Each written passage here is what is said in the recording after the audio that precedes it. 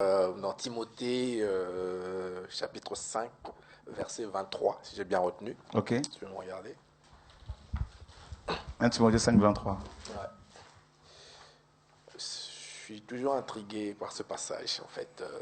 Tu peux me lire, s'il te plaît? 1 Timothée 5. 5, 23. Ouais.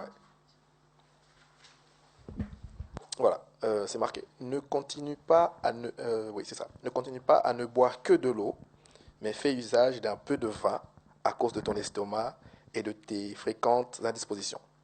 Alors, la question que je me posais, pour n'importe qui aime boire, c'est vraiment une incitation à boire. Je ne sais pas, moi j'ai vu ça comme ça. Je ne savais pas que dans la Bible, on disait qu'il fallait boire du vin, parce que si on buvait que de l'eau, ça posait un problème. Non, en fait, Voilà, j'ai compris ça comme ça. ok. En fait, dans le cadre de ce passage-là, de ce verset, et en fait, et c'est pour cela qu'il faut vraiment faire attention par rapport à l'interprétation. Déjà, cette épître n'était pas adressée à Chora, hein, primitivement, à Philippe, mais elle était adressée à Timothée, d'abord. Donc en fait, c'est comme ça qu'il faut voir les choses, quand on veut, si l'on veut bien interpréter la parole.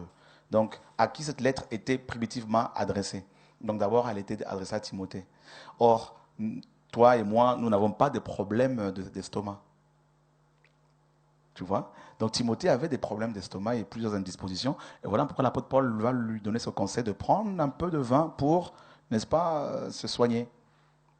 Voilà. Parce que le vin est bon pour l'estomac. Bien sûr. Bien sûr. Et c'est prouvé.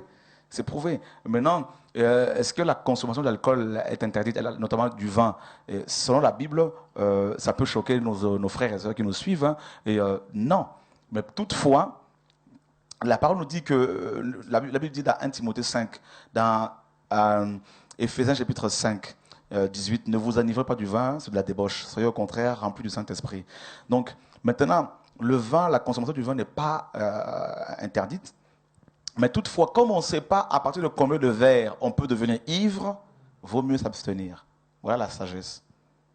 Mais quelqu'un qui mange chaque jour et qui prend un verre de vin, est-ce que c'est pour autant qu'il va aller en enfer s'il meurt? Non. Non. Christ a pris du vin avec les apôtres lors de la Sainte Seine, n'est-ce pas? Donc maintenant, ils ne se sont pas saoulés. Mais c'est vrai que les frères et sœurs qui nous suivent ce soir, n'allez pas dire que le frère Chora maintenant veut que nous devenions des alcoolos. Ce n'est pas ce que je suis en train de dire, frère. Ne déformez pas mes propos, s'il vous plaît. Parce que honnêtement, je dois faire très attention à chaque fois maintenant. Là. Donc, mais il ne faudrait pas non plus aller condamner les gens.